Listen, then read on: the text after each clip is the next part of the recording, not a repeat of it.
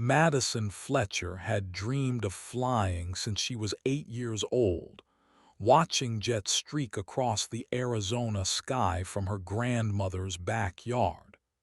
At 22, she stood outside the Riverside Aviation Academy, her acceptance letter trembling in her hands. The letter that had taken 3 years of working double shifts at the diner, saving every penny and maintaining a perfect 4 GPA in aerospace engineering.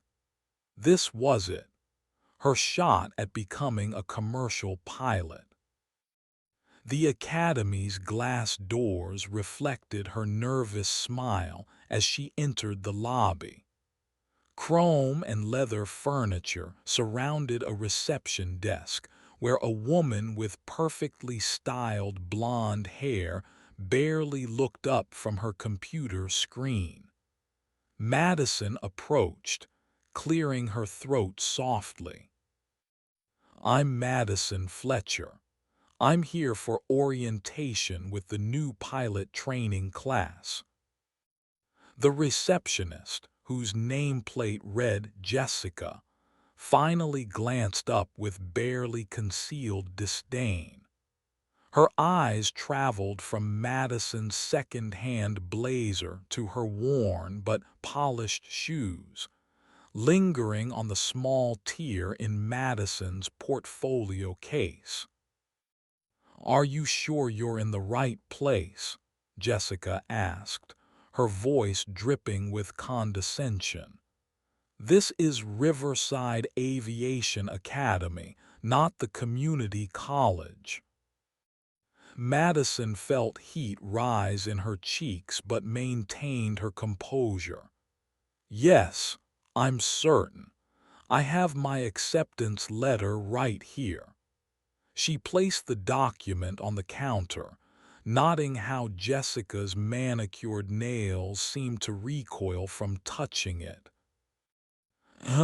Jessica made a show of examining the letter as if it were contaminated. "Well, I suppose we'll have to process your application." She emphasized the word as if Madison were applying for charity rather than attending a school she'd paid for in full. Other students began filtering into the lobby, and Madison couldn't help but notice the stark differences. Designer flight bags, expensive watches, and an air of entitlement that seemed to permeate the room.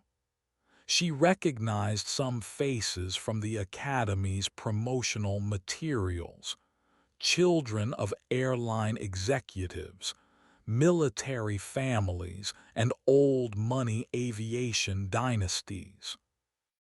"Madison Fletcher," a stern voice called from across the lobby. Director Robert Hawthorne, a man in his 50s with silver hair and cold gray eyes, stood in the doorway of his office. His reputation preceded him: former Air Force, connections throughout the industry, and a particular fondness for students who came from the right families. Madison gathered her materials and walked over, extending her hand professionally. "Director Hawthorne, it's an honor to meet you." He looked at her outstretched hand for a moment too long before giving it a perfunctory shake. "Miss Fletcher, I've reviewed your file." He paused, his expression unreadable. "I must say it's quite unusual for someone of your background to pursue aviation training at this level." "Sir, I've worked very hard to get here. My grades speak for themselves, and I'm fully committed to this program." Director Hawthorne's smile was thin and cold. "Of course. Well, we'll see how you adapt to our standards here, Excellence is not negotiable at Riverside, Miss Fletcher. We maintain a certain caliber of student, if you understand my meaning. Madison felt a chill run down her spine but nodded firmly. I understand completely, sir. I'm here to learn and succeed. As she walked away, she caught Jessica whispering to another staff member, both of them glancing in her direction with barely concealed amusement. Madison straightened her shoulders and held her head high. She belonged here, regardless of what anyone thought. The orientation room buzzed with excited chatter as 25 students took their seats. Madison chose a spot near the middle, hopping to blend in, but she could feel curious stares from her classmates. The whispers weren't subtle. "Who's the scholarship girl?" someone muttered behind her. "Probably won't last a month," came another voice. Madison gripped her pen tighter and focused on the front of the room, where Director Hawthorne was preparing to begin his welcome speech. She had worked too hard and come too far to let their prejudices derail her dreams now. Little did she know that this was just the beginning of what would become the most challenging and ultimately triumphant period of her life. Director Hawthorne began his orientation speech with the practiced authority of someone who had delivered it countless times before. "Welcome to Riverside Aviation Academy, where we have trained the finest pilots in commercial aviation for over 30 years. Our graduates fly for every major airline, and our standards reflect that excellence." Madison listened intently, taking notes as he outlined the program structure. 6 months of ground school, followed by flight training in progressively complex aircraft. It was everything she had dreamed of, and she felt her excitement building despite the cold reception she'd received. "I must emphasize," Hawthorne continued, his gaze sweeping across the room, "that not everyone who enters this program will complete it. We maintain the highest standards, and we expect nothing less than perfection from our students. Those who cannot meet our expectations will be redirected toward more suitable career paths." The way he said "redirected" made Madison's stomach tighten. She glanced around the room and noticed several students nodding confidently, as if they had no doubt about their place in the program. But when Hawthorne's eyes met hers, she saw something that made her blood run cold, a look that suggested he had already made up his mind about her chances. After the orientation, students were divided into study groups and given their first assignments.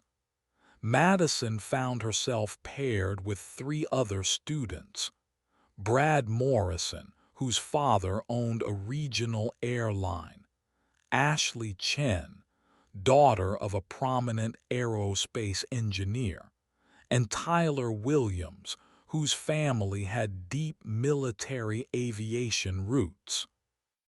"So Madison," Brad said with a smirk as they settled into their assigned classroom, "what's your story? Family in aviation?" Madison shook her head, maintaining her friendly demeanor. "No, actually.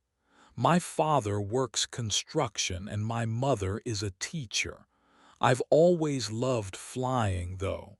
Been my dream since I was a kid." The three exchanged glances that Madison caught but pretended not to notice. Ashley leaned forward with feigned interest. "That's so. Inspirational. It must be really hard to afford a place like this without family connections." "I worked and saved for 3 years," Madison replied simply. "Sometimes dreams are worth the sacrifice." Tyler chuckled. "Well, hopefully you can keep up. The coursework here is pretty intense, not like public school." Madison felt her jaw clench but forced a smile. "I'm sure I'll manage. I didn't get this far by giving up easily." Their first instructor, Captain Patricia Rodriguez, entered the classroom with a stack of textbooks and a no-nonsense attitude. "Good morning, everyone. We're going to start with basic aerodynamics and aircraft systems. I hope you're all prepared to work because this program moves fast." Over the next hour, Captain Rodriguez dove into complex concepts that had Madison's mind racing with excitement. This was exactly what she had dreamed of learning. She took detailed notes, asked thoughtful questions, and found herself genuinely enjoying the challenge. But as the week progressed, Madison began to notice a pattern. During practical exercises, she would often find her equipment accidentally damaged or missing. Her assigned study materials would disappear from her locker. When she raised concerns with Jessica at the front desk, she was met with eye rolls and suggestions that she was probably just disorganized. The breaking point came during her first simulator session.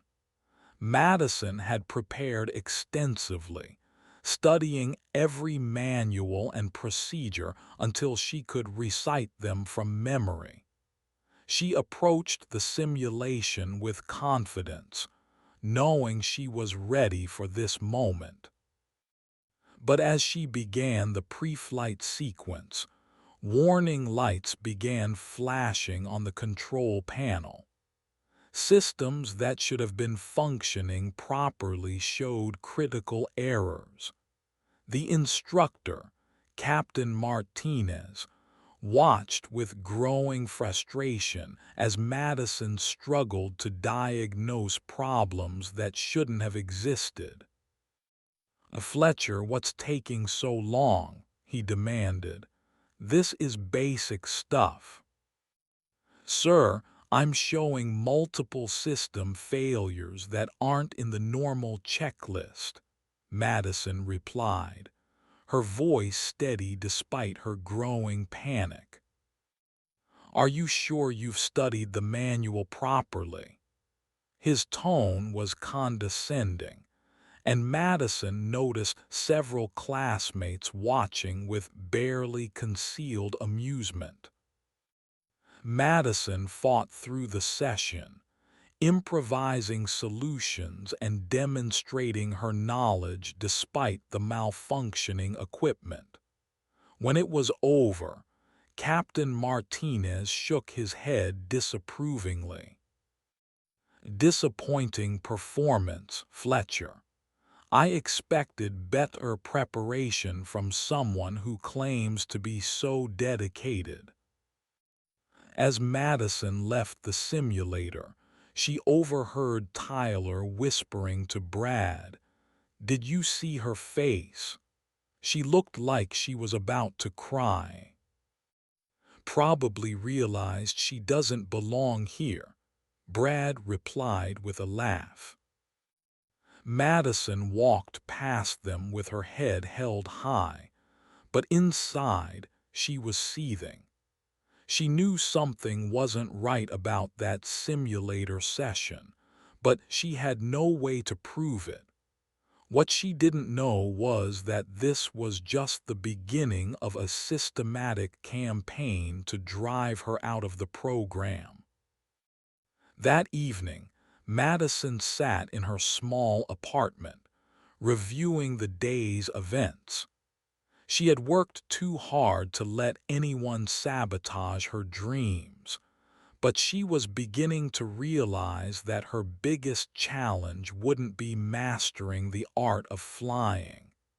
It would be surviving the politics and prejudices of those who didn't think she belonged in their elite world. The sabotage escalated over the following weeks. Madison would arrive at ground school to find her assigned textbooks had been replaced with outdated editions, forcing her to scramble to keep up with course material. During group projects, her teammates would schedule meetings without informing her, then report to instructors that she was unreliable and not a team player. Captain Rodriguez seemed to be the only instructor who treated Madison fairly, but even she appeared to be growing frustrated with Madison's inconsistent performance, a performance that was being deliberately undermined by faulty equipment and missing resources. The worst incident occurred during a critical navigation exam. Madison had studied for weeks, memorizing charts and procedures until she could visualize every approach and departure route. She arrived at the testing center early, confident and prepared. But when she opened her exam booklet, she found that several pages were missing crucial diagrams and charts. Other students seemed to have complete materials, and when Madison quietly raised her hand to point out the problem, the proctor, an Academy staff member named Mr. Thompson, barely glanced at her booklet. "I don't see any issues, Miss Fletcher. Perhaps you should focus on managing your time more effectively rather than making excuses." Madison felt her face burn with humiliation as other students turned to stare. She had no choice but to attempt the exam with incomplete materials, relying on her memory to fill in the gaps. Despite her best efforts, she knew her performance would suffer. When the results were posted the following week, Madison's score was barely passing.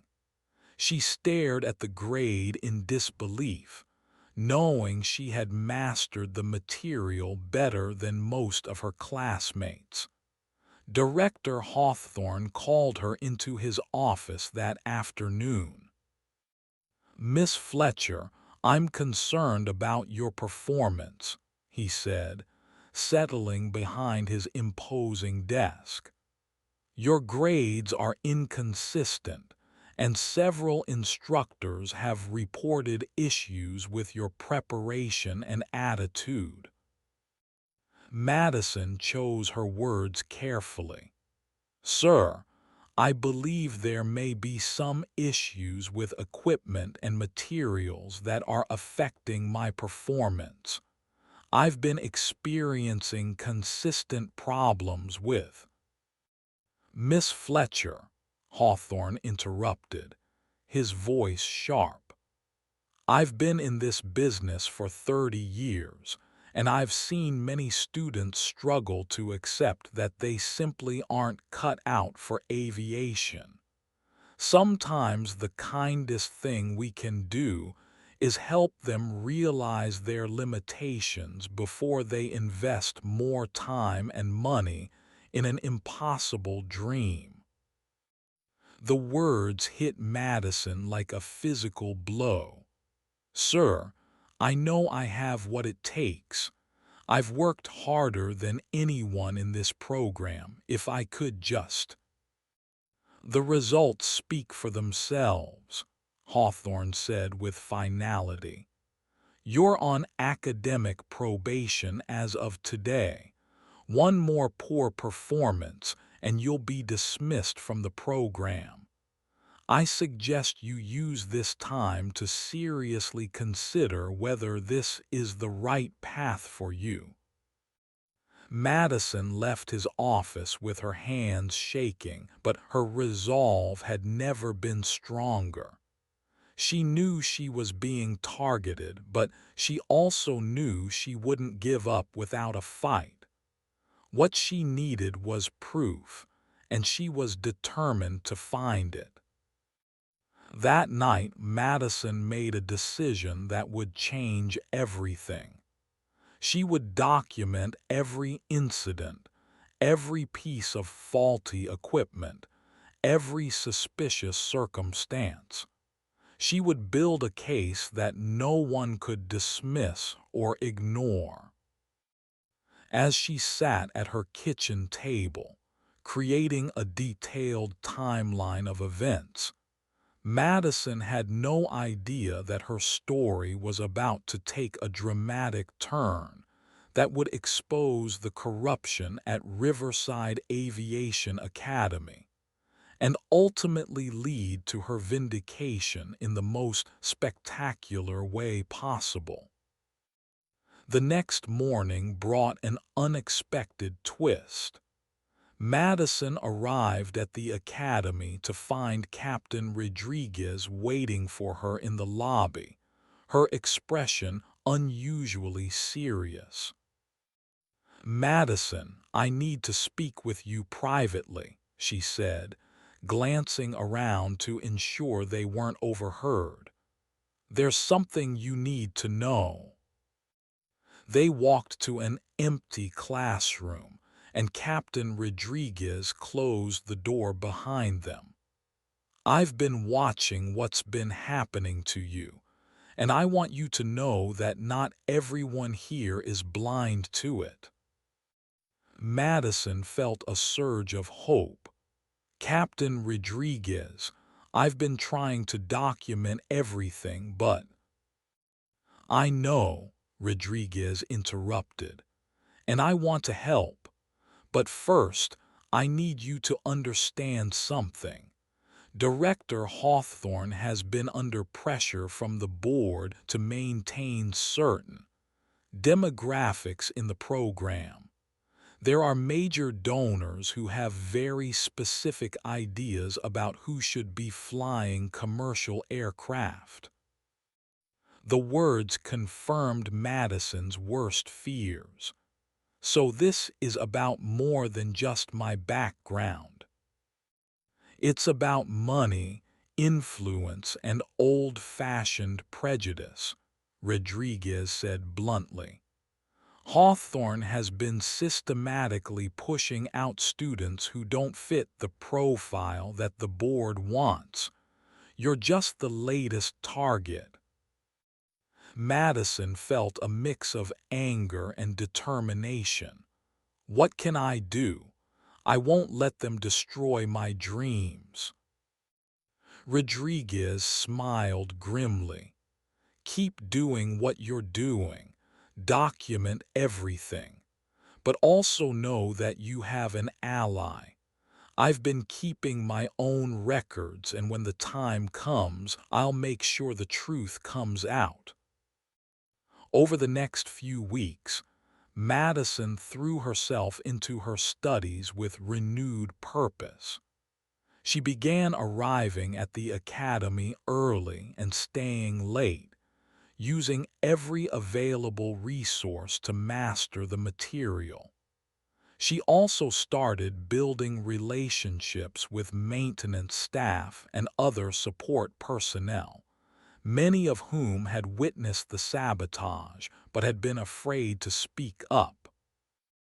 Her breakthrough came from an unexpected source. Jake Morrison, the head of aircraft maintenance, approached her one afternoon as she was reviewing flight manuals in the hangar. "Miss Fletcher, can I have a word with you?" he asked, his weathered face creased with concern. Madison looked up from her studies. "Of course, Mr. Morrison. I've been working here for 15 years, and I've never seen anything like what's been happening to you," he said quietly. "I know about the simulator problems, the missing equipment, all of it. I've been ordered to look the other way, but I can't do it anymore." Madison's heart began to race. "What do you mean?" "I mean I've been documenting everything too. Every time someone's ordered me to tamper with equipment before your sessions, every time materials have been deliberately misplaced. I've got records, photos, even audio recordings of some conversations." Madison stared at him in amazement. "Why would you risk your job to help me?" Jake's expression softened. "My daughter is about your age, and she's fighting her own battles in a male-dominated field. I couldn't live with myself if I didn't help someone who reminds me so much of her determination and courage." Together, they began building a comprehensive case against the Academy's discrimination. Jake provided technical evidence of the equipment sabotage, while Madison documented the pattern of harassment and unfair treatment. Captain Rodriguez contributed her own observations and experiences with the Academy's discriminatory practices. But they all knew they needed something more dramatic to expose the corruption, something that would be impossible to ignore or cover up. That opportunity came sooner than any of them expected, and it would arrive in the form of a routine training exercise that would become anything but routine. The call came on a Tuesday morning during Madison's advanced flight training session. She was finally in the cockpit of a real aircraft, a Cessna 172, with Captain Rodriguez as her instructor. Despite all the sabotage and harassment, Madison's natural flying ability was undeniable. She handled the aircraft with the skill and confidence of someone born to fly. They were practicing instrument approaches when the radio crackled to life, with an urgent transmission from the control tower. "All aircraft in the vicinity of Riverside Airport, be advised we have an emergency situation. A small aircraft has gone down approximately 15 miles northeast of the field. Emergency services are en route, but we need any qualified pilots in the area to assist with search and rescue operations." Captain Rodriguez immediately responded. "Tower, this is Riverside Training Flight 247. We have a qualified instructor and advanced student pilot on board. We're available to assist." "Riverside 247, thank you.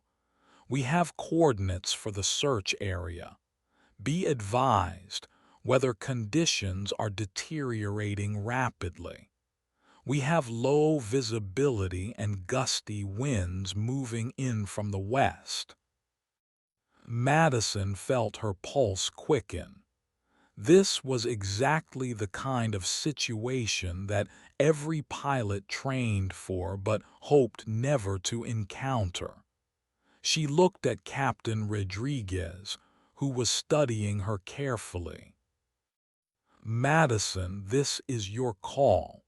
The conditions are challenging and this isn't a training exercise.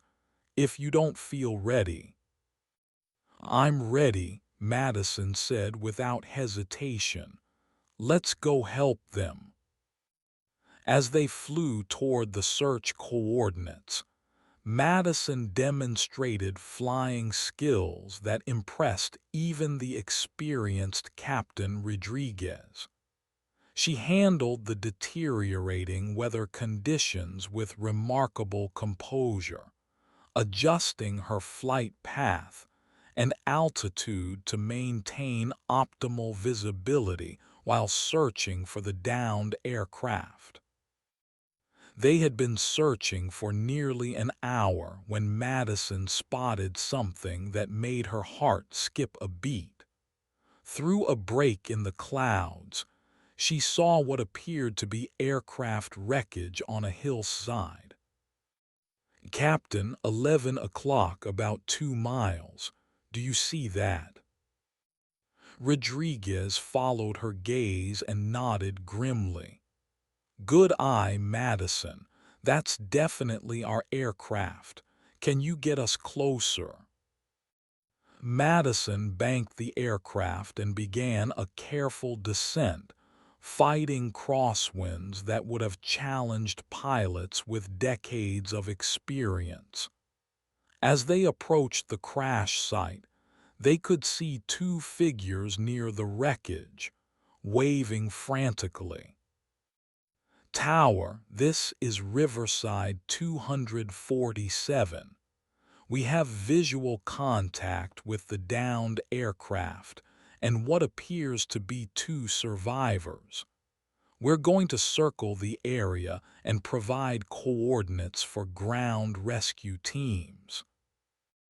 Riverside 247. Be advised, ground rescue is still 30 minutes out due to difficult terrain. Can you maintain visual contact? Affirmative, Tower. Will stay on station. For the next half hour, Madison held their aircraft in a tight search pattern above the crash site, fighting increasingly difficult wind conditions while maintaining constant communication with emergency services. Her flying was flawless, her radio work professional, and her decision-making under pressure exemplary. When the rescue helicopters finally arrived, Madison provided detailed information about wind conditions and the best approach routes to the crash site. Her assistance was instrumental in the successful rescue of both survivors. As they flew back to Riverside Airport, Captain Rodriguez was unusually quiet. Finally, she spoke. "Madison, in 20 years of flying, I've rarely seen such skill and composure under pressure. What you did today was exceptional." Madison felt a warmth spread through her chest. "Thank you, Captain. It felt right, like this is what I was meant to do." "I think you're absolutely right," Rodriguez replied. "And I think it's time we made sure everyone knows exactly what kind of pilot you really are." Unknown to Madison, their entire rescue operation had been monitored by air traffic control, and word of her exceptional performance was already spreading through the aviation community. The stage was set for a confrontation that would change everything. The news of Madison's heroic performance during the search and rescue operation spread quickly through the local aviation community. By the time she returned to the academy the next day, several instructors who had previously been indifferent or hostile toward her were looking at her with new respect. But Director Hawthorne was not among them. If anything, the positive attention Madison was receiving seemed to make him more determined to push her out of the program. He called her into his office that afternoon, his face stern and unwelcoming. "Miss Fletcher, I understand you participated in yesterday's search and rescue operation," he said, not inviting her to sit. "Yes, sir. Captain Rodriguez and I were able to assist in locating the downed aircraft and coordinating with rescue teams." Hawthorne's jaw tightened. "I see. And I suppose you think this little publicity stunt entitles you to special treatment." Madison stared at him in disbelief. "Sir, we helped save 2 people's lives. I wouldn't call that a publicity stunt." "What I would call it," Hawthorne said coldly, "is a dangerous decision to put an unqualified student pilot in a situation that could have resulted in additional casualties. Captain Rodriguez showed poor judgment in allowing you to participate in that operation." Madison felt her anger rising but kept her voice controlled. "Sir, Captain Rodriguez evaluated my skills and determined I was qualified to assist. The rescue was successful, and no one was put at additional risk." "That's not for you to decide," Hawthorne snapped. "I've been reviewing your overall performance, and I'm afraid the Academy can no longer accommodate your continued enrollment.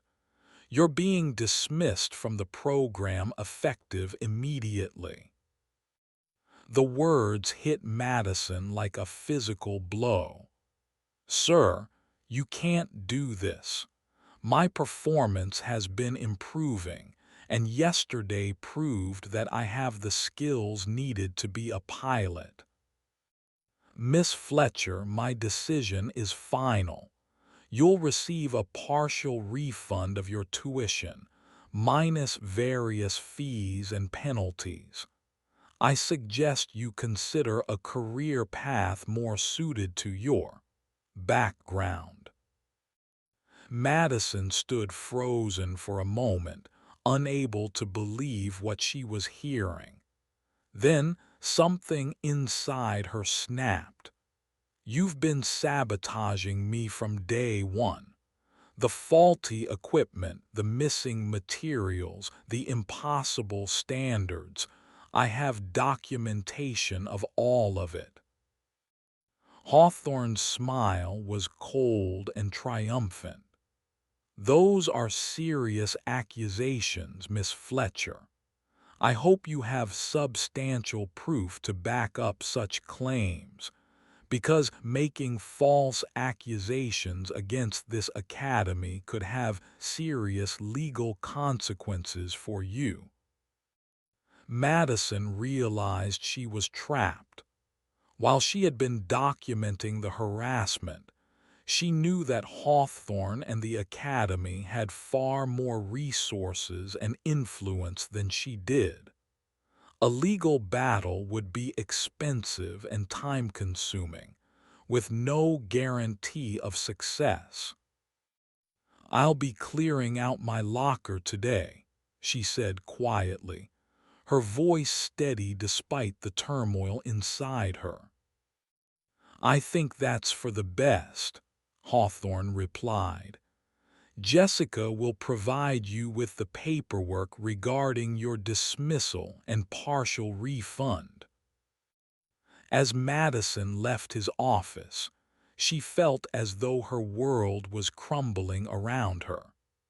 3 years of saving, months of hard work, and a lifetime of dreams were being destroyed by one man's prejudice and corruption.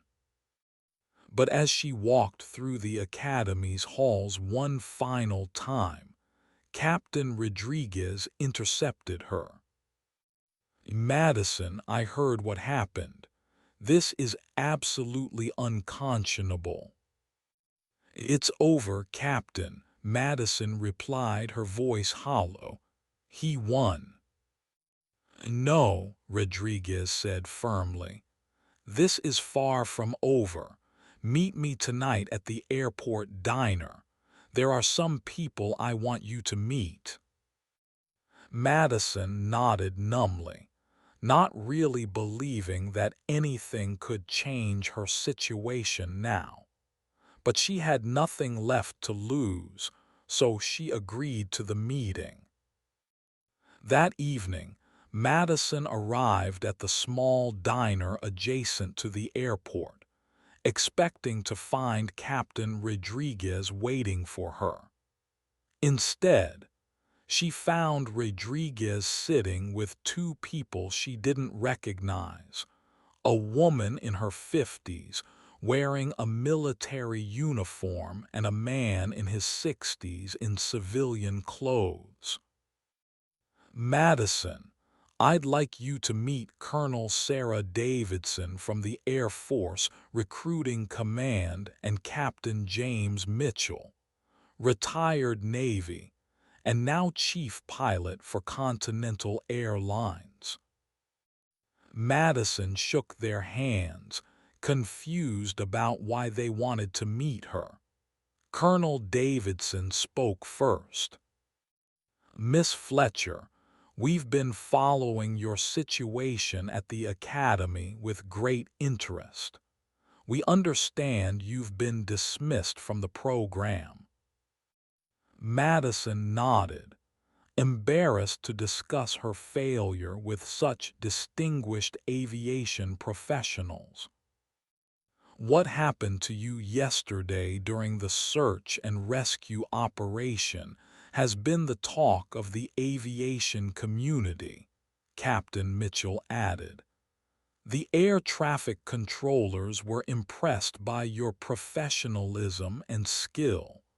Word has gotten around." Madison felt a spark of hope, but tried to keep her expectations low. "I appreciate that, but I'm not sure what options I have now." Colonel Davidson leaned forward. "Miss Fletcher, have you ever considered military aviation? The Air Force is always looking for pilots with your kind of natural ability and dedication." Madison's heart began to race. I hadn't really thought about it. I always focused on commercial aviation." "The military route might actually be perfect for you," Captain Mitchell said. "Complete your training, serve your country, and when you're ready to transition to civilian aviation, airlines will be fighting over someone with your background and proven skills." Captain Rodriguez smiled. "There's more. I've been in contact with the Federal Aviation Administration about the discriminatory practices at Riverside Academy. They're very interested in investigating, especially given the documentation we've compiled." Madison felt tears welling up in her eyes. "I don't know what to say. I thought my dreams were over."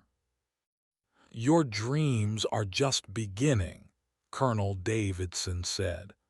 "But first, We need to make sure that what happened to you doesn't happen to anyone else."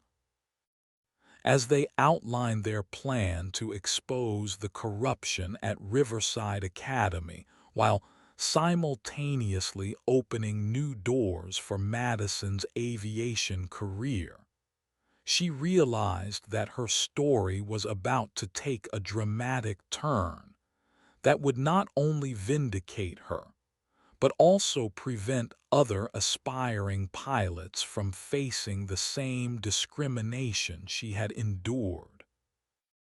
The investigation into Riverside Aviation Academy moved quickly once the FAA became involved. Jake Morrison, the maintenance supervisor, provided crucial evidence of the deliberate sabotage of Madison's equipment. Captain Rodriguez testified about the systematic discrimination she had witnessed. Most importantly, Jessica, the receptionist, agreed to cooperate with investigators in exchange for immunity from prosecution. It turned out that Jessica had been secretly recording conversations in the academy for months, initially to protect herself from potential liability. Her recordings captured Director Hawthorne explicitly discussing his plans to weed out undesirable students, and his communications with board members about maintaining appropriate demographics in the program. The recordings were damning. In one particularly incriminating conversation, Hawthorne could be heard saying, "We can't have these scholarship students thinking they belong in the same cockpits as our legacy families." A few equipment failures and academic setbacks usually convince them to find more suitable career paths. While the investigation proceeded, Madison threw herself into preparing for the Air Force Officer Candidate School. Colonel Davidson had fast-tracked her application, and Madison was scheduled to begin training in just 6 weeks. The intensity of preparation helped her focus on the future rather than dwelling on the injustices of the past. But the past wasn't finished with her yet. 3 weeks before she was scheduled to leave for officer candidate school, Madison received a call that would change everything. "Miss Fletcher, this is Captain Steve Reynolds, operations manager at Phoenix Sky Harbor Airport. I understand you're the pilot who assisted in the search and rescue operation near Riverside Airport last month." Madison confirmed her identity, wondering why the operations manager of a major airport would be calling her. "Miss Fletcher, we have a situation developing here that requires some very specific assistance, and your name came up as someone who might be able to help us." Madison was intrigued. "What kind of situation, Captain Reynolds?" "We have a small aircraft that's been circling the airport for the past hour. The pilot is a 70-year-old man who appears to be experiencing some kind of medical emergency.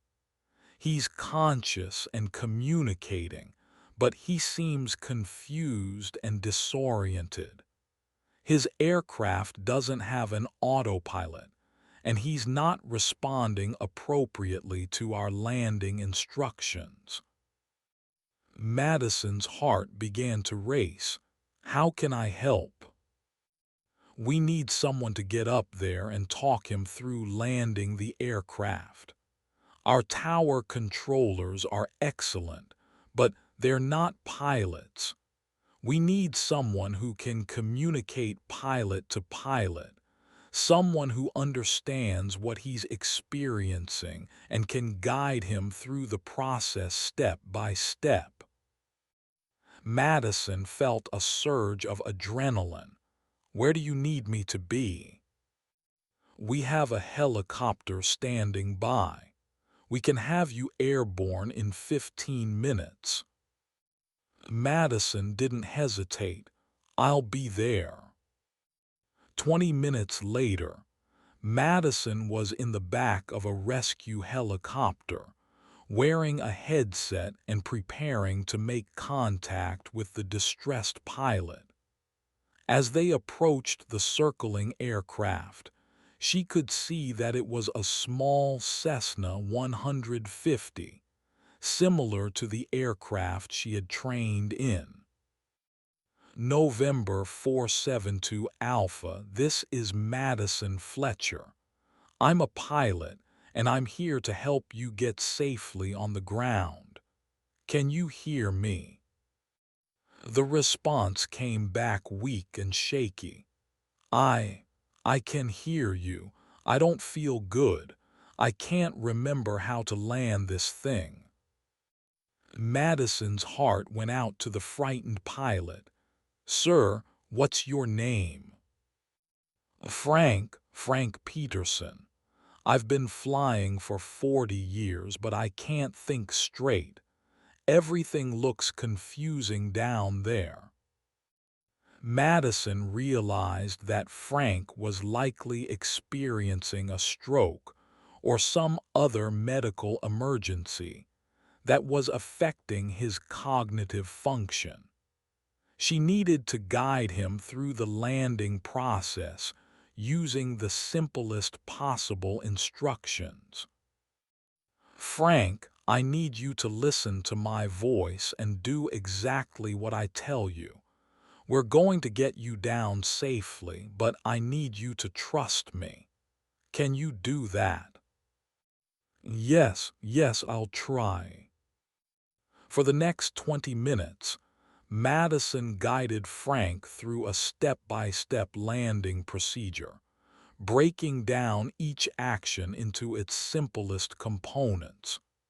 She had him reduce power gradually, adjust his heading to align with the runway, and maintain a steady descent rate. Ground emergency services were standing by as Frank's aircraft approached the runway. Madison continued to provide guidance right up until the moment his wheels touched down. Frank, you did great. You're on the ground and you're safe. Emergency medical personnel are going to take good care of you. The helicopter landed immediately after Frank's aircraft, and Madison rushed to the scene. Frank was conscious but clearly unwell, and paramedics were already providing medical attention. Thank you, Frank whispered to Madison as he was being loaded into the ambulance. You saved my life. Madison felt tears streaming down her face. You did all the hard work, Frank. You never gave up. As the ambulance drove away, Captain Reynolds approached Madison with a look of profound respect. Miss Fletcher, what you did today was extraordinary. Frank Peterson is a respected member of our aviation community, and you saved his life. The FAA will be hearing about this, and I suspect this won't be the last time your name comes up in aviation circles. Madison nodded, still processing what had just happened. I'm just glad I could help. There's something else, Captain Reynolds said. Frank Peterson isn't just any pilot. He's a retired Air Force colonel and a former test pilot. He's also on the board of directors for Western Airlines. When he recovers, I think he's going to want to thank you personally." Madison's eyes widened. She had no idea that her quick response to help a fellow pilot would soon lead to connections and opportunities that would change her life forever. 2 days later, Madison received a call from Colonel Frank Peterson himself. He was recovering well from what doctors had determined was a minor stroke, and his cognitive function was returning to normal. "Miss Fletcher, I owe you my life," he said, his voice strong and clear. "I've been flying for 40 years and I've never experienced anything like what happened to me up there. Without your guidance, I would never have made it down safely." Madison was deeply moved by his gratitude. "Colonel Peterson, I'm just grateful I was able to help. Any pilot would have done the same thing." "No, Miss Fletcher, not any pilot could have done what you did. You remained calm under pressure, communicated clearly, and demonstrated exceptional judgment. Those are rare qualities, and they shouldn't be wasted." Colonel Peterson paused, then continued. "I understand you've been accepted into the Air Force Officer Candidate School. That's excellent news. But I also understand that you originally wanted to pursue commercial aviation." Madison confirmed that this was true, explaining briefly about her experience at Riverside Academy. "Miss Fletcher, I'm on the board of directors for Western Airlines, and I'd like to offer you an opportunity. We have a partnership program with the Air Force that allows promising pilots to complete their military service while also training for eventual civilian careers. It's a highly competitive program, but based on what I've seen of your abilities, I think you'd be perfect for it." Madison's heart began to race. "Colonel, that sounds incredible, but I don't know if I'm qualified for such a program." "Let me worry about your qualifications," Colonel Peterson said with a chuckle. "You've already proven yourself twice over, but there's something else I want to discuss with you. The investigation into Riverside Academy has uncovered some disturbing information.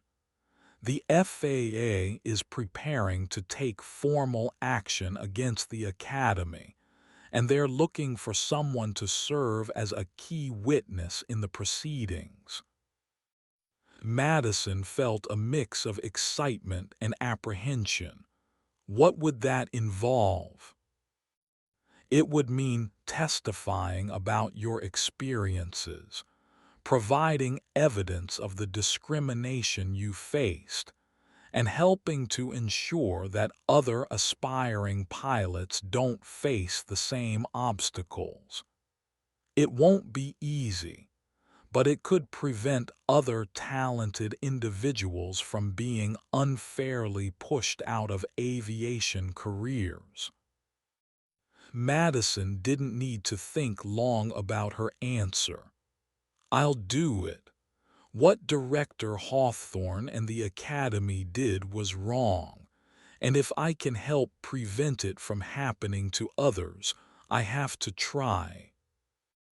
"I was hoping you'd say that," Colonel Peterson said.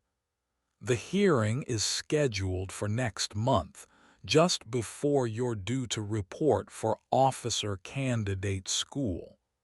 I'll be there to support you, and I think you'll be surprised by how many people in the aviation community are interested in seeing justice done." As Madison hung up the phone, she reflected on how dramatically her life had changed in just a few short months. She had gone from being a dismissed student with seemingly no future in aviation to being courted by major airlines and preparing to testify in a federal investigation. But the most important change was internal. She had discovered reserves of strength and determination she didn't know she possessed. The attempts to crush her dreams had only made her more resilient and more committed to her goals. The hearing was scheduled for a Tuesday morning in downtown Phoenix. Madison arrived early, wearing her best suit and carrying a folder full of documentation she had compiled during her time at the academy. She was nervous but determined to tell her story and seek justice for herself and future students. The hearing room was packed with aviation professionals, FAA officials, and members of the media. Madison was surprised to see so many familiar faces in the audience. Captain Rodriguez, Jake Morrison, and even Jessica, who had agreed to testify about the Academy's discriminatory practices. But the biggest surprise was seeing Director Hawthorne enter the room with a team of expensive lawyers. He looked confident and unworried, as if he expected the hearing to be a mere formality. That confidence would prove to be misplaced. The hearing began with an FAA investigator outlining the charges against Riverside Academy. The allegations were serious: systematic discrimination, fraudulent business practices, and deliberate sabotage of student equipment. The investigator made it clear that the FAA was prepared to revoke the Academy's operating license if the charges were proven. Madison was called as the first witness. As she approached the witness stand, she felt the weight of everyone's attention on her. This was her moment to tell her story and seek justice for all the discrimination she had endured. "Miss Fletcher," the FAA attorney began, "please tell us about your experience at Riverside Aviation Academy." Madison took a deep breath and began to recount her story.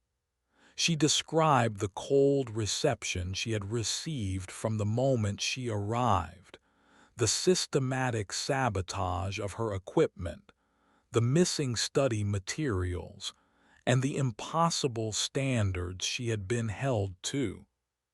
She spoke clearly and calmly, sticking to the facts and avoiding emotional language. As she testified, Madison noticed Director Hawthorne's expression growing increasingly uncomfortable. His lawyers were taking frantic notes, and she could see them whispering urgently among themselves. "Miss Fletcher, do you have any documentation to support these allegations?" the attorney asked.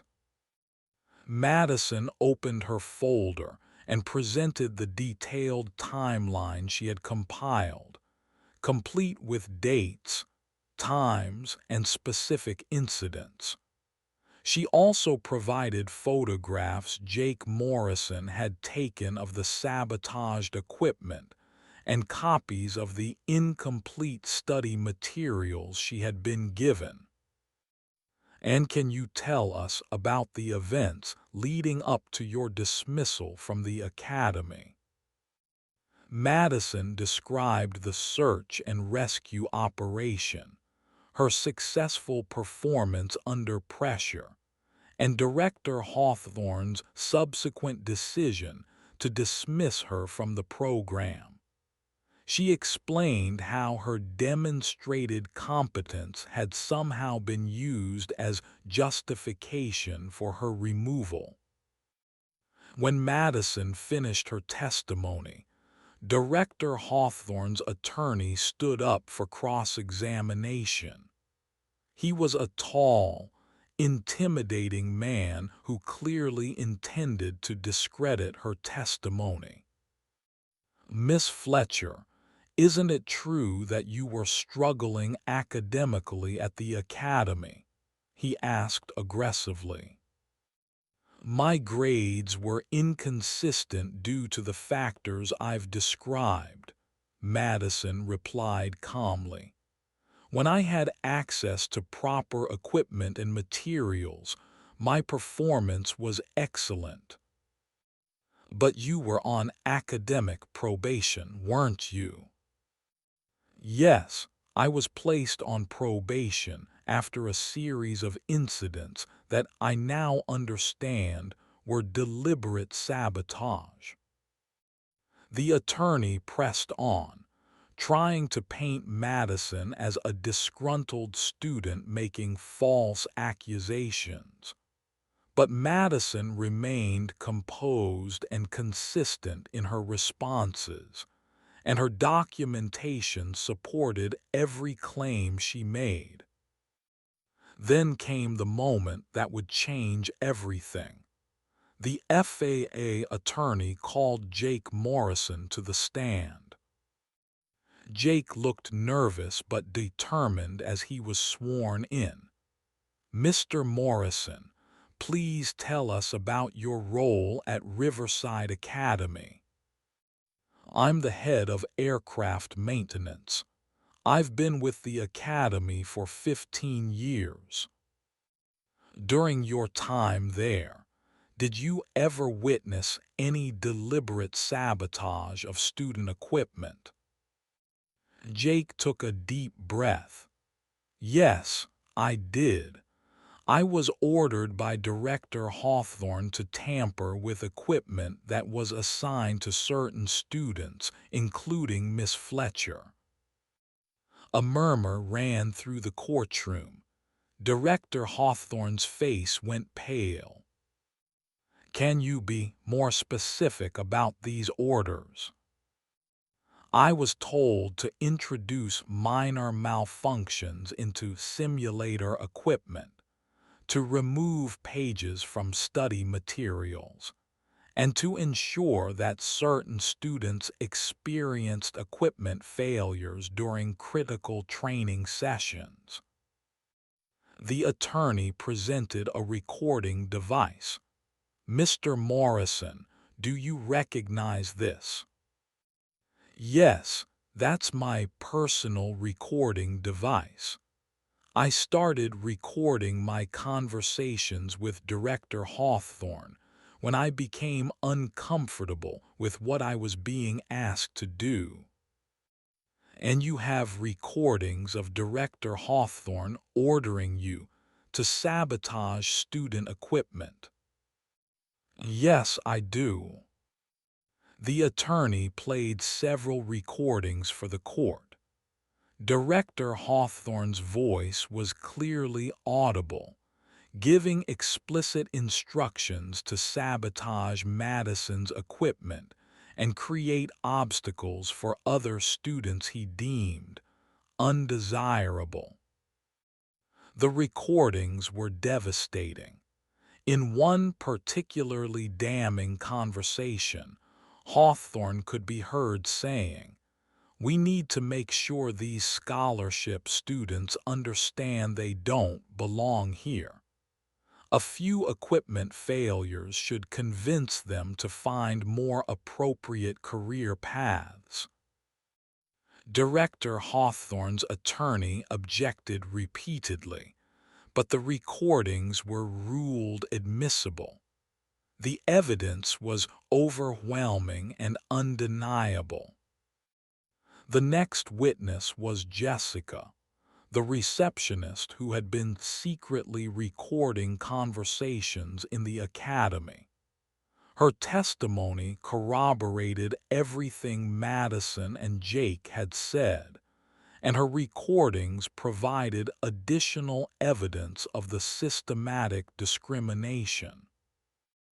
I recorded conversations because I was afraid of what might happen if I refused to participate, Jessica explained. I knew what was happening was wrong, but I was scared of losing my job.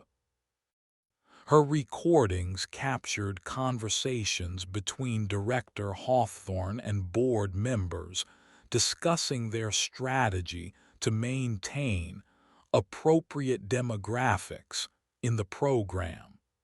The discrimination wasn't just the work of one individual.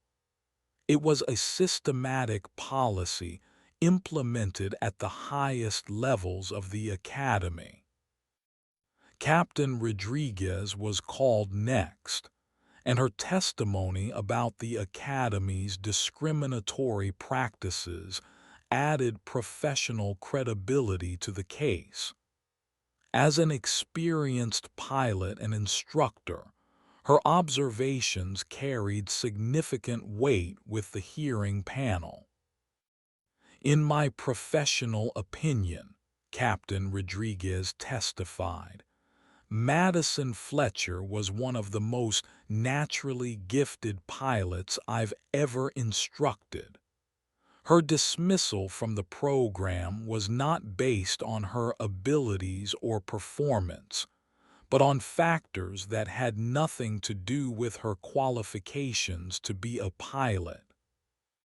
The final witness was Colonel Frank Peterson, the pilot Madison had helped during the emergency landing. His testimony was brief but powerful. Miss Fletcher demonstrated exceptional skill, judgment, and professionalism during one of the most challenging situations a pilot can face, he said. Her ability to remain calm under pressure and communicate effectively saved my life. Any institution that would dismiss a pilot of her caliber is not serving the aviation community or the public interest. When the testimony concluded, the hearing panel retired to deliberate. Madison sat in the courtroom, surrounded by her supporters, feeling drained but hopeful. She had told her story, presented her evidence, and exposed the corruption at Riverside Academy. Now it was up to the FAA to decide what consequences the Academy would face. The deliberation took less than an hour. When the panel returned, their decision was swift and decisive.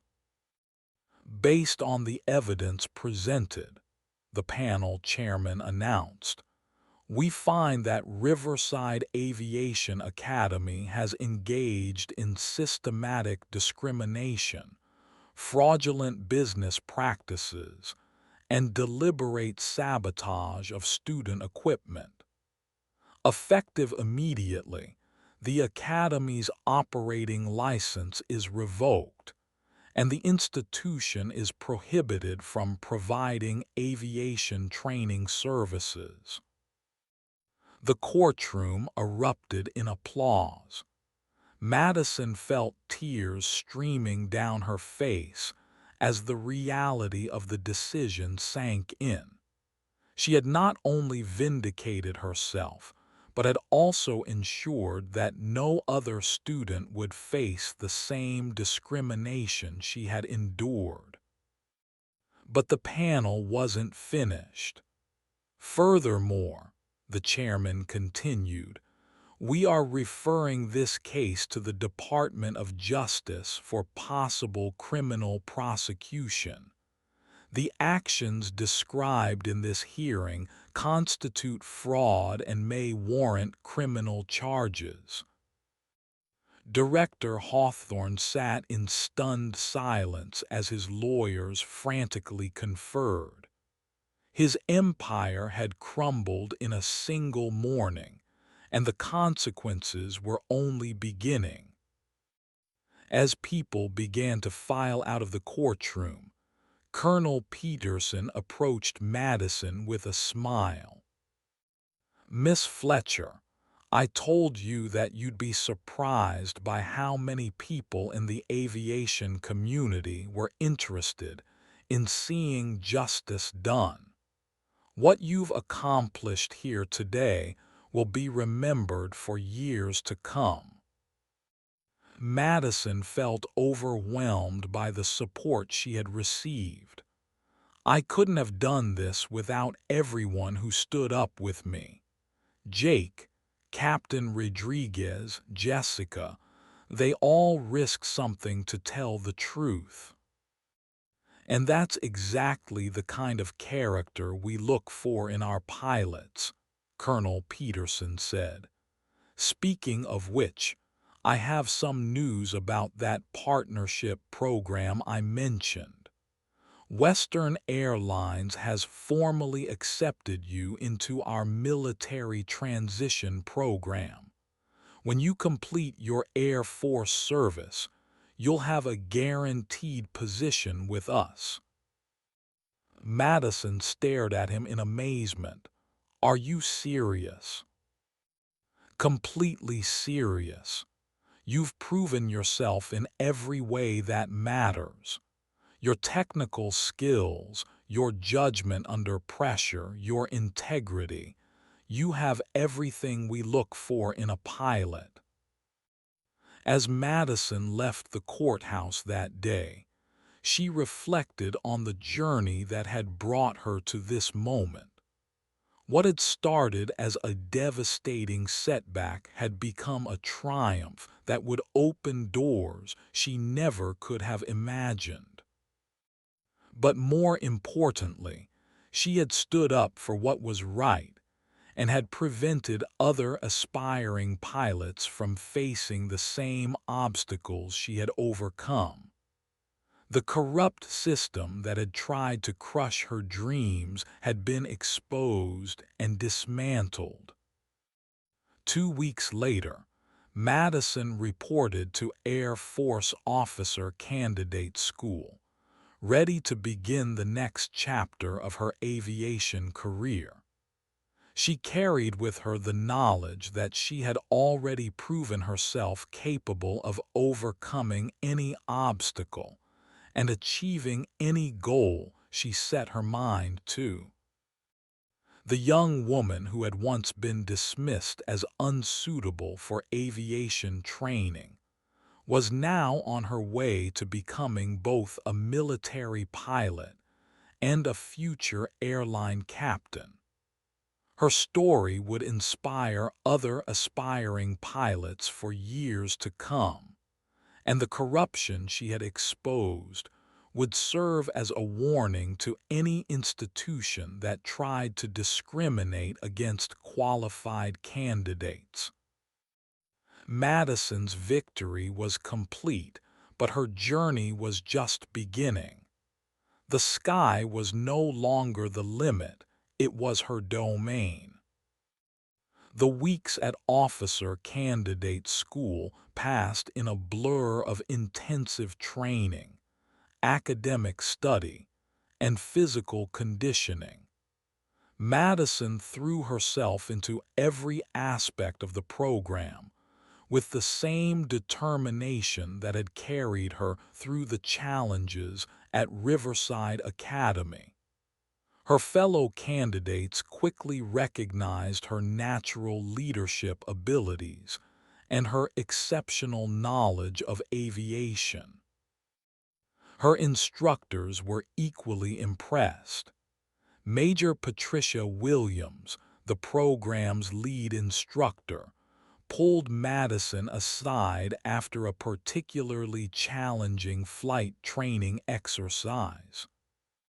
"Fletcher, I've been doing this for 12 years, and I've rarely seen a candidate with your combination of technical skill and natural flying ability," she said. "Your performance in the simulator yesterday was exceptional." Madison felt a surge of pride. "Thank you, Major. I've been working toward this my whole life." "It shows," Major Williams replied. "I understand you have some experience with challenging situations. Word has gotten around about what you did at that civilian academy and the lives you've saved. That kind of character and skill doesn't go unnoticed." As Madison progressed through the program, she began to understand that her experiences at Riverside Academy had actually prepared her for the rigorous demands of military training. The attempts to undermine her confidence had only made her more resilient, and the discrimination she had faced had strengthened her resolve to succeed. 3 months into her training, Madison received unexpected news. Colonel Peterson called to inform her that the criminal investigation into Riverside Academy had resulted in federal charges against Director Hawthorne and several board members. "The Department of Justice has filed charges including fraud, conspiracy, and civil rights violations," Colonel Peterson explained. "Your testimony was crucial to building the case. Hawthorne and his co-conspirators are facing serious prison time." Madison felt a complex mix of emotions. She was glad that justice was being served, but she also felt sad that it had taken so long for the truth to come out. What about the other students who were affected? "The FAA has set up a fund to compensate students who were discriminated against. Several other former students have come forward with similar stories, and they're receiving both financial compensation and assistance in finding alternative training programs." Madison was relieved to hear that other victims were getting help. "And what about the academy itself?" "It's finished. The facility has been sold, and the proceeds are being used to compensate victims. Director Hawthorne's aviation empire has been completely dismantled." After completing officer candidate school with honors, Madison was assigned to undergraduate pilot training at Columbus Air Force Base in Mississippi. The program was intense and demanding, but Madison found herself thriving in the challenging environment. Her flight instructors were amazed by her natural ability and her composure under pressure. Captain Derek Johnson, her primary flight instructor, had been flying for the Air Force for 15 years and had trained hundreds of pilots. "Fletcher, I've never seen a student pilot handle emergency procedures with such confidence," he said, after Madison successfully completed a simulated engine failure exercise. Your situational awareness and decision-making abilities are exceptional. Madison's reputation began to spread throughout the training wing. She was consistently ranked at the top of her class, and her fellow students looked up to her as a leader and mentor. Many of them had heard about her experiences at Riverside Academy and admired her resilience and determination. But Madison's biggest test came during a routine training flight that would once again demonstrate her exceptional abilities under pressure. She was flying a T-6 Texan II trainer aircraft with Captain Johnson when they received an urgent radio call from the control tower. Zulu 21, we have an emergency situation. A civilian aircraft has reported engine problems and is requesting immediate assistance. The pilot is inexperienced and panicking. We need you to provide guidance. Madison immediately responded. Tower, Zulu 21 is ready to assist. What's the aircraft type and location? It's a Cessna 172, approximately 10 miles southeast of the field. The pilot is a student pilot on his first solo flight, and he's losing power. Madison felt her heart rate increase, but her training kicked in immediately. Captain, request permission to assist with the emergency. Captain Johnson nodded. You have the aircraft, Fletcher. Show me what you can do. Madison banked the T-6 toward the distressed aircraft's location while simultaneously coordinating with air traffic control. Within minutes, she had visual contact with the Cessna, which was clearly in distress. Cessna 472 Delta Charlie, this is Air Force Zulu 21. I'm a pilot here to help you. What's your name? The response came back filled with panic. This is Kevin. Kevin Martinez. I'm a student pilot and my engine is making terrible noises. I don't know what to do. Madison's voice was calm and reassuring. Kevin, I'm going to help you get safely on the ground. First, I need you to take a deep breath and listen to my voice. Can you do that for me? Yes, I'll try. For the next 15 minutes, Madison guided Kevin through emergency procedures, helping him troubleshoot the engine problem and prepare for an emergency landing. Her instructions were clear and methodical, and her calm demeanor helped Kevin regain his composure. Kevin, you're doing great. Now I need you to set up for an approach to the runway. I'm going to fly alongside you and talk you through each step. Madison positioned the T-6 next to the struggling Cessna, providing visual guidance while continuing to give verbal instructions.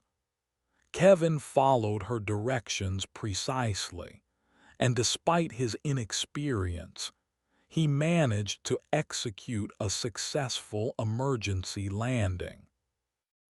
Emergency vehicles were standing by as Kevin's aircraft rolled to a stop on the runway. Madison circled overhead until she was certain he was safe, then returned to base. Captain Johnson was grinning as they taxied back to the parking area. Fletcher, that was absolutely outstanding. You just saved that kid's life, and you did it with the kind of professionalism I'd expect from a pilot with 20 years of experience. Madison felt a familiar sense of satisfaction. He did all the hard work, Captain. I just provided guidance. Don't sell yourself short, Captain Johnson replied. What you did today was exceptional, and it's going to be noted in your training record. You're going to make one hell of a pilot. Word of Madison's latest rescue spread quickly through the base. Within days, she received a call from Colonel Patricia Hayes, the wing commander. Lieutenant Fletcher, I've been following your progress with great interest, Colonel Hayes said. Your performance in training has been outstanding, and your actions during emergency situations have been exemplary. I have a proposition for you. Madison was intrigued. What kind of proposition, Colonel? We have an opening in our test pilot program. It's highly competitive, and normally we only consider pilots with years of operational experience. But your natural abilities and your demonstrated performance under pressure make you an ideal candidate. Madison felt her pulse quicken.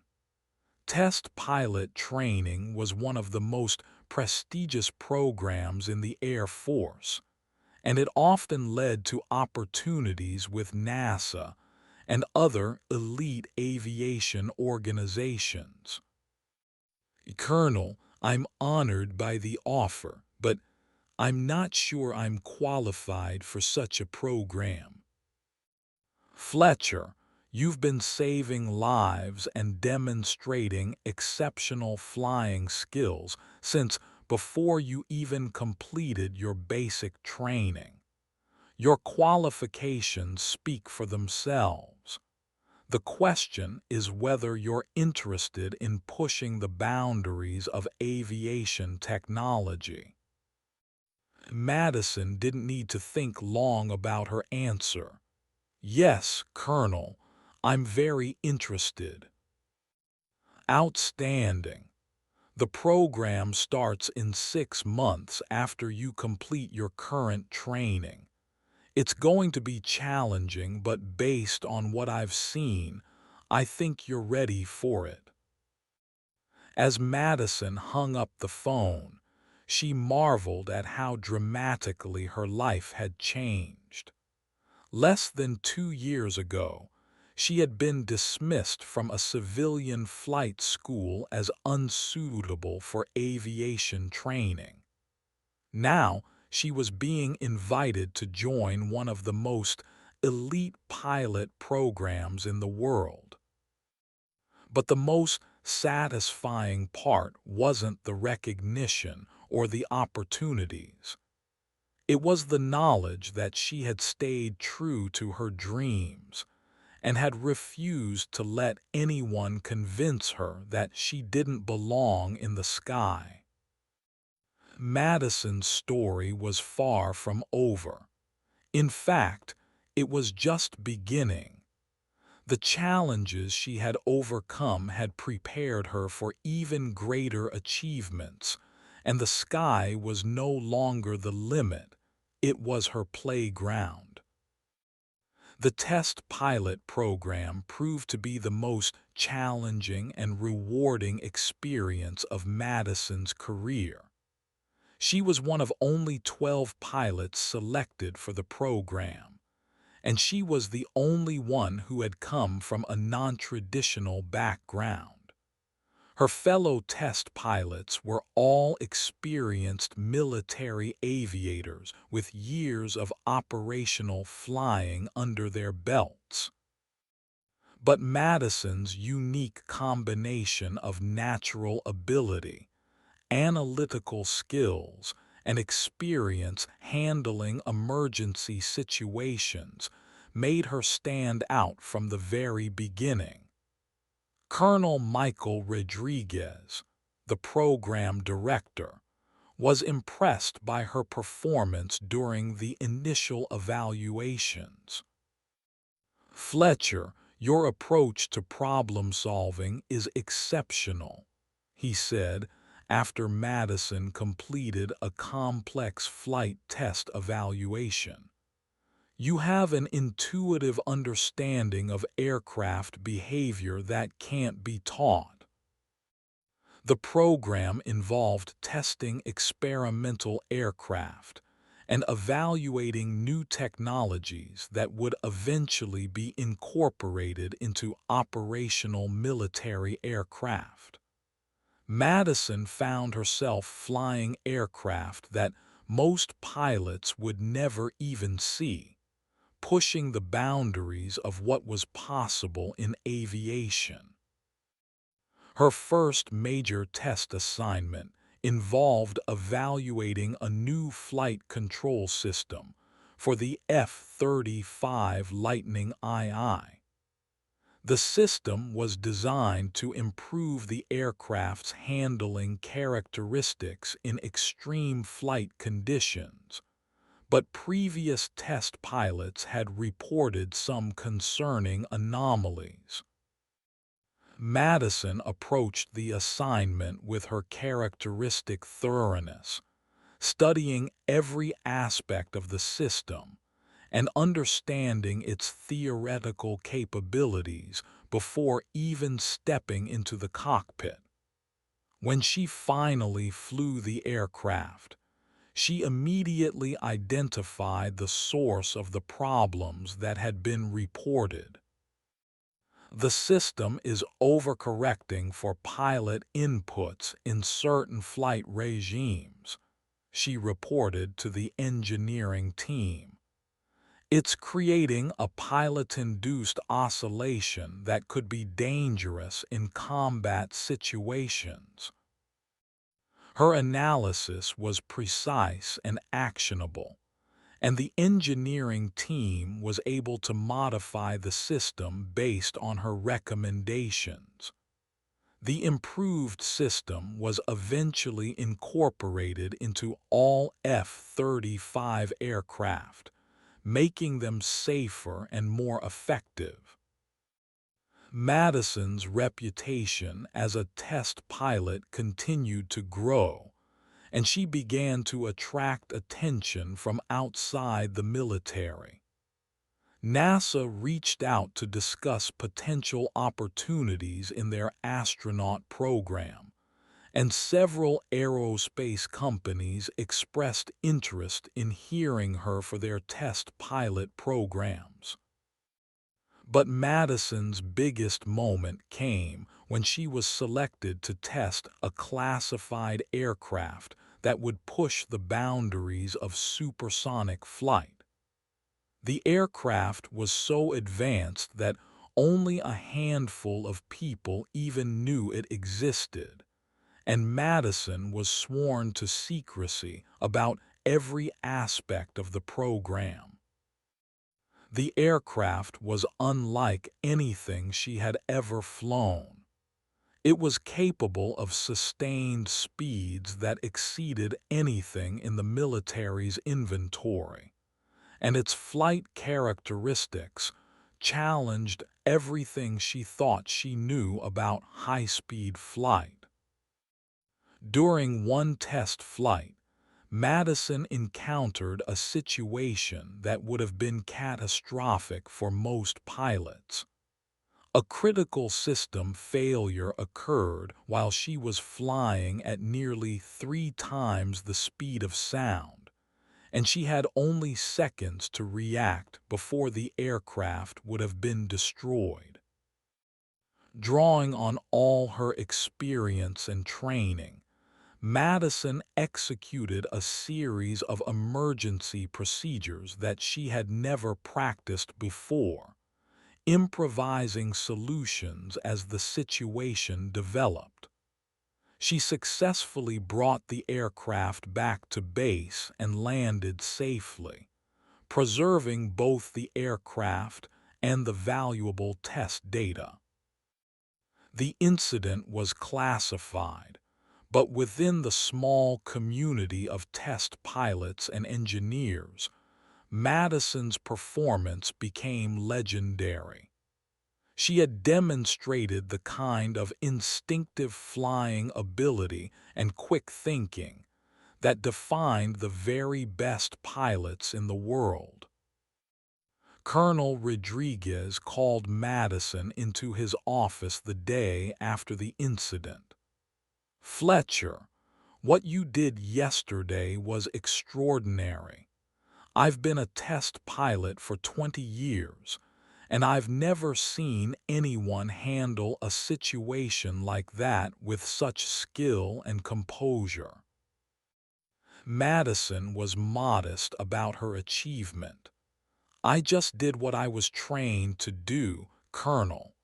The aircraft and the engineering team did most of the work." "No, Fletcher. What you did was far beyond training. You demonstrated the kind of natural ability that comes along once in a generation. NASA has been asking about you, and I think it's time we had a serious conversation about your future." Madison felt her heart skip a beat. "What kind of conversation, Colonel?" "The kind that involves spacecraft and the possibility of going to the moon." Madison stared at him in amazement. The idea of becoming an astronaut had always seemed like an impossible dream, but now it was being presented as a realistic possibility. "Colonel, I don't know what to say. I never imagined." "Fletcher, you've already proven that you can handle anything we throw at you. The question is whether you're ready to take the next step." Madison thought about her journey from a dismissed flight school student to a test pilot being recruited by NASA. Every challenge she had faced had prepared her for the next level, and every obstacle she had overcome had made her stronger. "Yes, Colonel, I'm ready." As Madison left Colonel Rodriguez's office, she reflected on the path that had brought her to this moment. The discrimination she had faced at Riverside Academy now seemed like a distant memory, overshadowed by the incredible opportunities that lay ahead. But she would never forget the lessons she had learned during those difficult months. She had discovered that resilience, determination, and integrity were more valuable than any privilege or connection. She had learned that true success came from staying true to your dreams and refusing to let anyone convince you that you didn't belong. Most importantly, she had learned that the challenges that seemed designed to break you could actually become the foundation for your greatest achievements. Madison's story was about to enter its most exciting chapter, but the principles that had guided her journey remained the same. She would continue to push boundaries, challenge expectations, and prove that talent and determination could overcome any obstacle. The sky was no longer the limit, it was just the beginning. 1 year later, Madison found herself at the Johnson Space Center in Houston, wearing the blue flight suit of a NASA astronaut candidate. The selection process had been grueling, involving months of medical examinations, psychological evaluations, and technical assessments. But Madison had excelled in every area. She was one of 12 candidates selected for the Artemis program, NASA's ambitious plan to return humans to the moon and establish a permanent lunar base. The program represented the future of human space exploration, and Madison was honored to be part of it. Her fellow astronaut candidates were an impressive group: experienced pilots, engineers, scientists, and doctors from around the world. But Madison's unique background and demonstrated abilities under pressure made her stand out from the very beginning. Commander Sarah Chen, the program director, addressed the new class on their first day of training. "You 12 individuals represent the best of the best. You've been selected not just for your technical skills, but for your character, your resilience, and your ability to perform under the most challenging conditions imaginable." Madison felt a surge of pride as she looked around at her fellow candidates. She had come a long way from the young woman who had been dismissed from flight school just 3 years earlier. The astronaut training program was intense and comprehensive, covering everything from spacecraft systems to geology to emergency medical procedures. Madison threw herself into every aspect of the training with the same determination that had carried her through every previous challenge. Her instructors were impressed by her quick learning and her natural leadership abilities. Dr. James Patterson, the chief flight instructor, noted Madison's exceptional performance during a particularly challenging simulation. "Fletcher, your ability to remain calm and make sound decisions under extreme pressure is remarkable," he said. "You have the right stuff for this program." Madison's most significant moment came during a simulation that tested the candidate's ability to handle multiple system failures during a lunar landing. The scenario was designed to be nearly impossible, with cascading failures that would challenge even the most experienced astronauts. Madison was serving as mission commander for the simulation, responsible for making critical decisions while her crew dealt with the emergency. As alarms blared and warning lights flashed, she methodically worked through the problems, prioritizing the most critical systems and developing creative solutions to problems that weren't covered in the standard procedures. "Houston, we have multiple system failures, but we're implementing workarounds," Madison reported calmly. "We're going to attempt a manual landing using backup systems." The simulation was being watched by senior NASA officials, including the agency's administrator. Madison's performance was flawless, and she successfully guided her crew through the emergency landing while maintaining clear communication with mission control. After the simulation ended, the administrator approached Madison personally. "Fletcher, that was one of the most impressive performances I've seen in 30 years with this agency.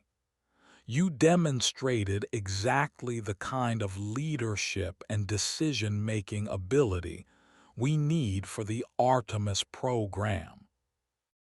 Madison was honored by the praise, but she remained focused on the training. "Thank you, sir. I'm just doing what I was trained to do."